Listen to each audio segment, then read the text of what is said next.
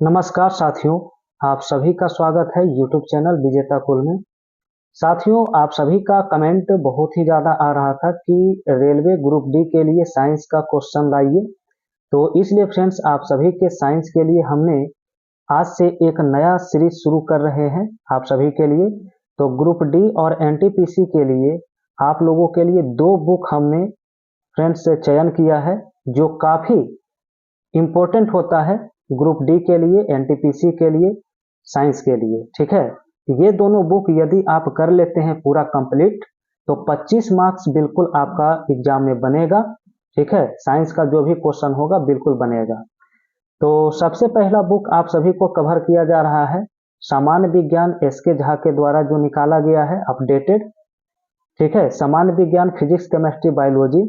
इसमें देखिए आपका बिल्कुल बहुत ही बढ़िया तरीके से आपका सारा मटेरियल आपको मिलता है। सबसे पहले थ्योरी मिलता है, प्रैक्टिस एमसीक्यू मिलता है, न्यूमेरिकल मिलता है, फिर प्रीवियस ईयर एमसीक्यू मिलता है।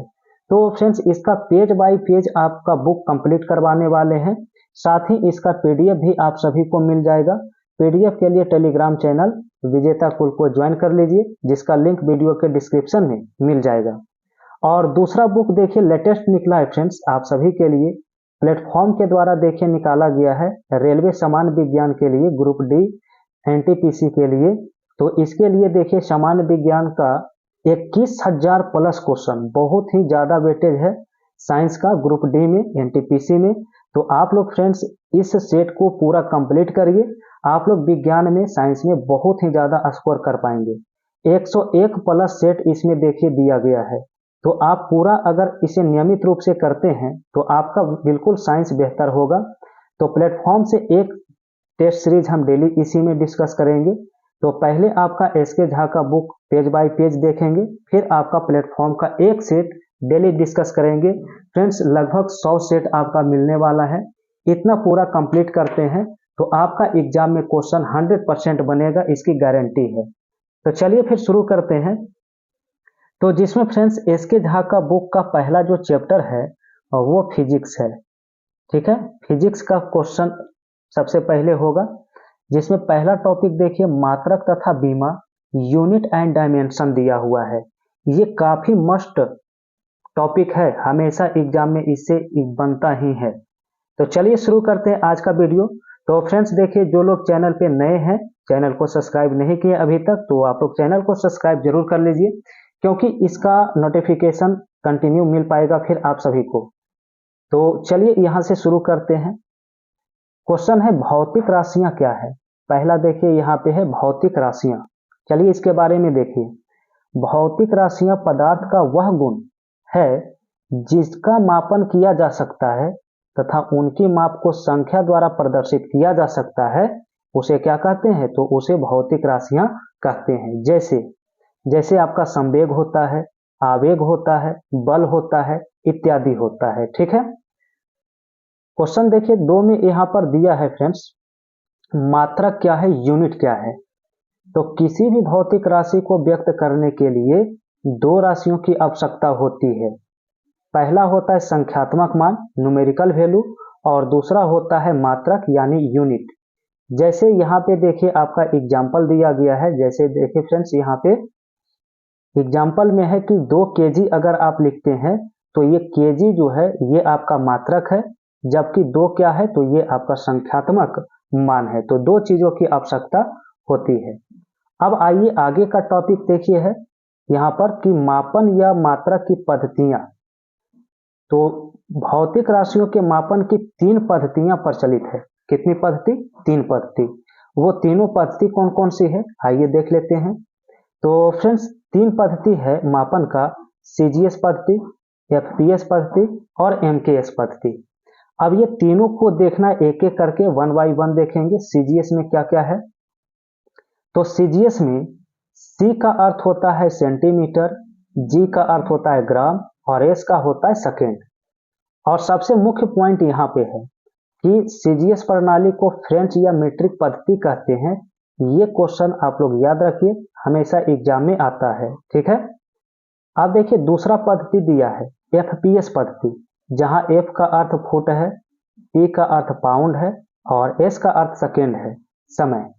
और सबसे मेन पॉइंट यहाँ पे नीचे लिखा गया है कि एफपीएस पद्धति को ब्रिटिश पद्धति कहते हैं, ये जरूर याद रखिए। चलिए आगे का फ्रेंड्स देखिए, आगे का जो है वो आपका कौन सा पद्धति है, तो आगे का आपका एमकेएस प्रणाली है। कौन सी है? एमकेएस प्रणाली, जिसमें एम का अर्थ होता है मीटर, के का अर्थ होता है केजी और एस का होता है सेकेंड। एमकेएस प्रणाली को मीट्रिक प्रणाली कहते हैं। देखिए ये क्वेश्चन याद रखिए, मीट्रिक प्रणाली के नाम से जाना जाता है। अब आइए आगे का देखिए फ्रेंड्स, क्या दिया गया है टॉपिक, अंतरराष्ट्रीय पद्धति, सिस्टम ऑफ इंटरनेशनल। तो देखिए सन 1971 में फ्रांस की राजधानी पेरिस में माप तौल विभाग के अंतरराष्ट्रीय अधिवेशन में एसआई पद्धति को मान्यता मिला था। ईस्वी याद रखिएगा 1971, हर एक एग्जाम में पूछा गया है। अब देखिए फ्रेंड्स, एसआई मात्रक के बारे में दिया है कि एसआई मात्रक के दो प्रकार हैं। कितने प्रकार हैं? दो प्रकार हैं। पहला तो होता है आधारी मात्रक और दूसरा होता है संपूरक मात्रक। आधारी मात्रक में कुल संख्या कितनी होती है? 7 होती है, जबकि संपूरक मात्रक में संख्या कितनी है? 2 है। चलिए अब देखिए यहां से इसका सारा चीज आपको मिल जाएगा, ध्यान से देखेंगे तो फ्रेंड्स देखिए ये जो बॉक्स में आपका आधारी मात्रक है, इसमें सारा चीज आपका दिया गया है। लंबाई का मात्रक मीटर, संकेत एम और बीमा एल होता है। द्रव्यमान का किलोग्राम, संकेत केजी, बीमा एम।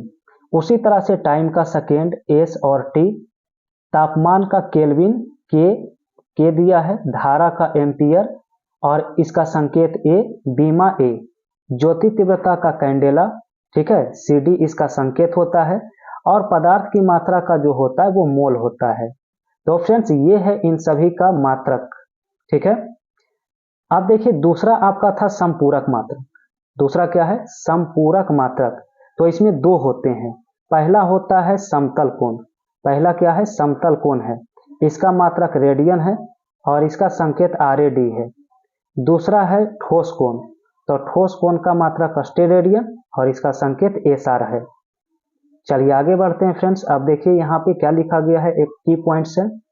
समय अपेक्षिक राशि नहीं है, सापेक्षिक नहीं है, क्योंकि समय किसी अन्य भौतिक राशि पर निर्भर नहीं होता है, ठीक है। अब देखिए फ्रेंड्स आगे आपका शुरू होता है व्युत्पन्न मात्रक। तो व्युत्पन्न मात्रक क्या है? वह मात्रक जो आधारी मात्रक से मिलकर बनते हैं उसे व्युत्पन्न मात्रक कहा जाता है। जैसे फ्रेंड्स पहला आपका देखिए लिखा हुआ क्षेत्रफल।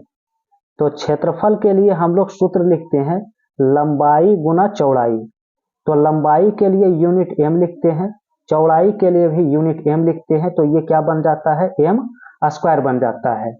और वहीं आपका फ्रेंड्स लंबाई चौड़ाई ऊंचाई के लिए जो डायमेंशन में लिखते हैं, तो तीनों को लेंथ यानी l डिनोट करना होता है, तो इसका बीमा l² हो जाता है। तो बस ये इसका सारा क्षेत्रफल, आयतन आदि का जो मात्रक और बीमा दिया हुआ है, इसे फ्रेंड्स आप सभी को याद करना होगा। तो देखिए इसका आप सभी PDF में प्रोवाइड कर दिया जाएगा। जो याद करने वाला पार्ट है फ्रेंड्स, तो उसे आप लोग PDF से जरूर करिएगा, ठीक है। तो इसे हम स्किप करके चलते हैं। देखिए जो भी इसमें फार्मूला दिया गया है, इसे PDF से आप लोग जरूर पूरा करिएगा, ठीक है, प्रोवाइड कर दिया जाएगा सारा फार्मूला। अब फ्रेंड्स यहां से जो शुरू होता है मुख्य टॉपिक, यहां से देखिए अगला, समान मात्रक तथा समान विमीय सूत्र वाली भौतिक राशि। काफी इंपॉर्टेंट है। क्वेश्चन आता है कि कौन सी दो राशि का बीमा और सूत्र बराबर है, समान है, तो वही दिया गया है। तो चाल तथा वेग का देखिए दिया गया LT-1, बल तथा भार का होता है MLT-2, पलांक नियतांक और कोणीय संवेग का ML2T-1, कोणीय वेग और प्रवणता का T-1, संवेग और आवेग का याद रखेंगे MLT-1। इसी प्रकार से फ्रेंड्स इन सभी का आपको याद कर लेना है, जितने भी दिए गए हैं आप सभी को PDF में इन सभी का फार्मूला मिल जाएगा, ठीक है। चलिए अब देखिए फ्रेंड्स आपका जो आगे का यहाँ पर पोर्शन है वो आपका देखिए ये भी काफी इंपॉर्टेंट दिया गया है। ये जो आपका वैल्यू है, वैल्यू क्या है? एक फॉर्मी या फेम्टो में कितना होता है? तो 10 के पावर -15 होता है। एक पिकोमीटर क्या होता है? तो 10 के पावर -12 होता है। एक एंगस्ट्रॉम 10 के पावर -10 होता है, एक नैनोमीटर 10 के पावर -9 और एक माइक्रोमीटर 10 के पावर -6 मीटर। एक प्रकाश वर्ष, ये काफी इंपॉर्टेंट है, 9.467 into 10 to the power 15 metre. एक खगोलीय मात्रक जरूर याद रखिए फ्रेंड्स, ये क्वेश्चन में बराबर पूछा गया है, 1.495 इंटू 10 टू द पावर 11। और एक पार्सेक का भी याद रख लीजिए। इन सभी को अगर याद रखते हैं आपका एग्जाम में एक भी क्वेश्चन नहीं छूटेगा साइंस का, इसलिए फ्रेंड्स ये आपका बहुत ही ज्यादा इंपॉर्टेंट है। चलिए आगे देखिए फ्रेंड्स, टॉपिक जो है इसमें वो दिया है खगोलीय दूरियों का मापन। क्या है? खगोलीय दूरियों का मापन। प्रकाश वर्ष क्या है? तो याद रखेंगे, प्रकाश द्वारा निर्वात में एक वर्ष में तय की गई कुल दूरी को प्रकाश वर्ष कहा जाता है, जहां पर एक प्रकाश वर्ष का वैल्यू 9.467 गुने 10 के पावर -15 मीटर होता है। ठीक है।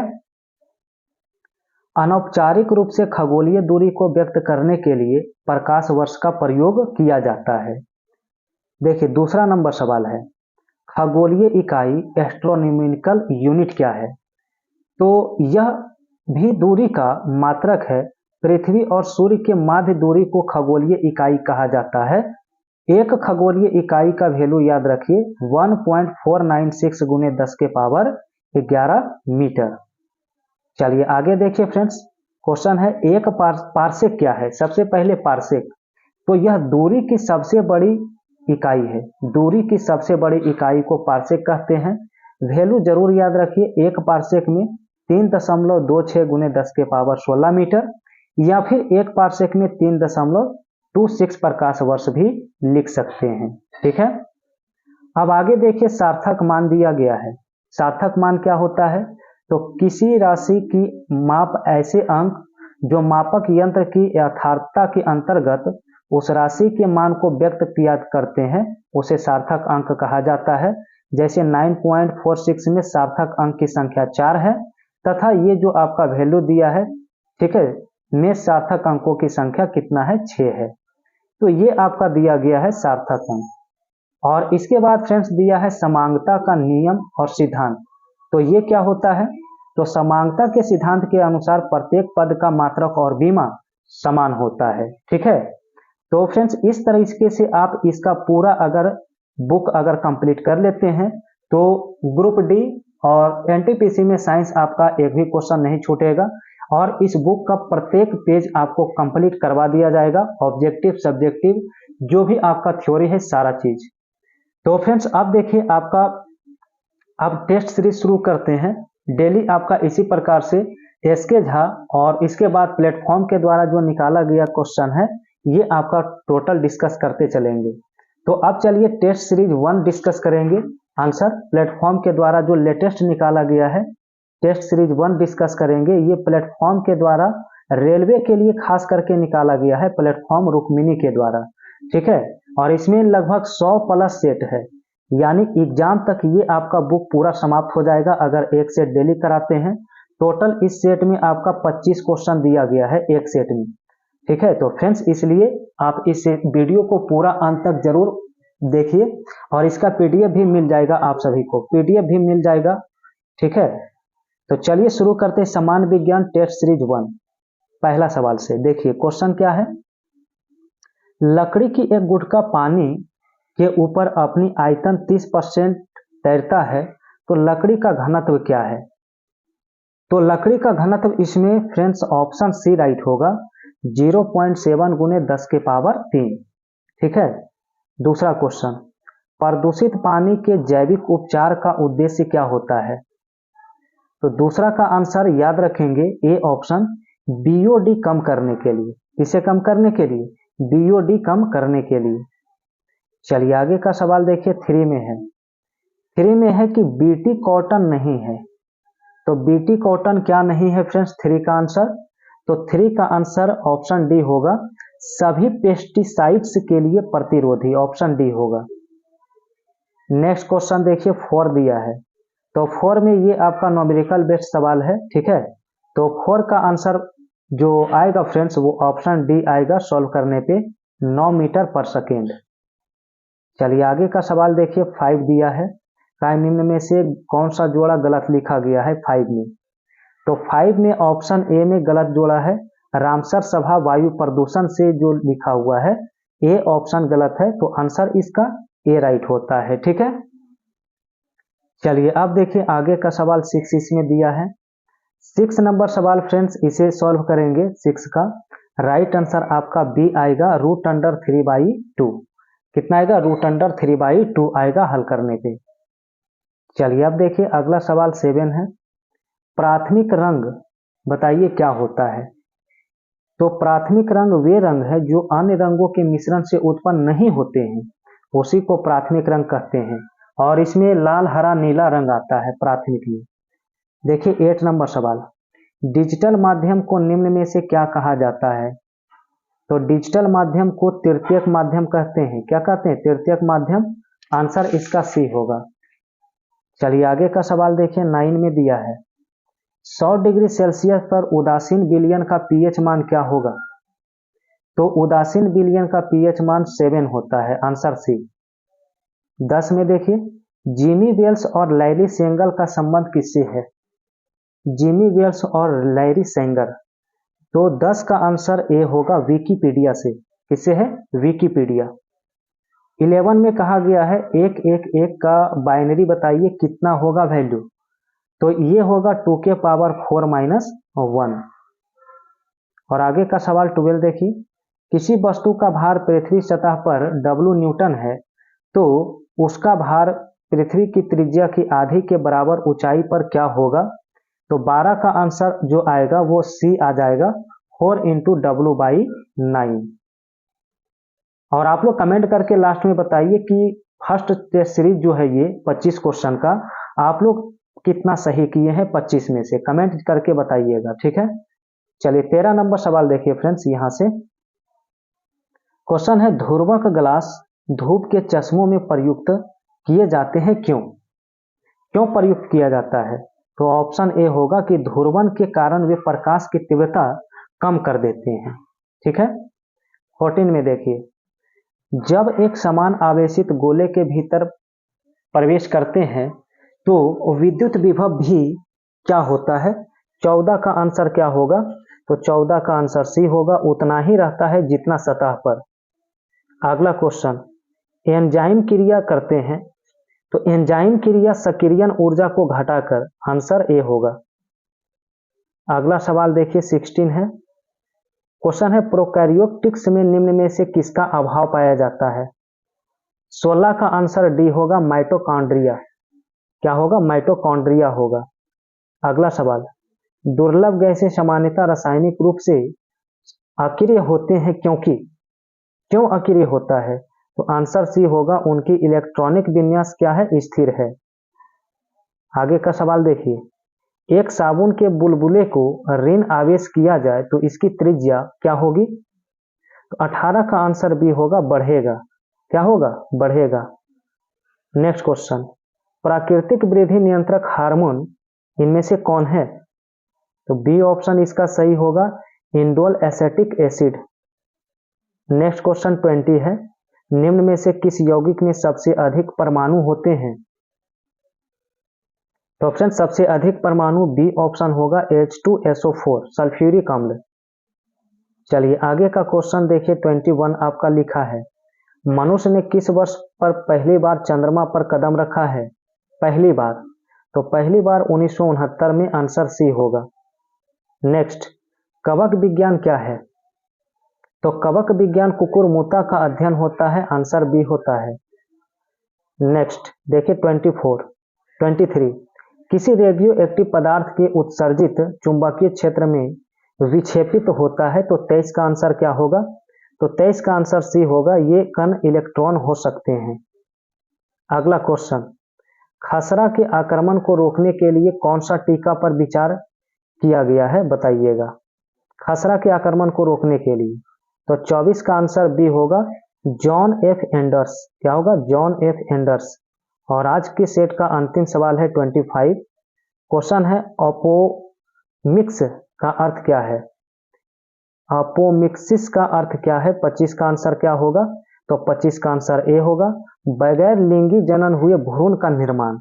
ठीक है। तो फ्रेंड्स देखिए, हमने सबसे पहले एसके झा के बुक को डिस्कस किया, फिर आपका 25 क्वेश्चन जो टेस्ट सीरीज प्लेटफॉर्म के द्वारा निकाला गया है, एक सेट हमने इसको डिस्कस किया।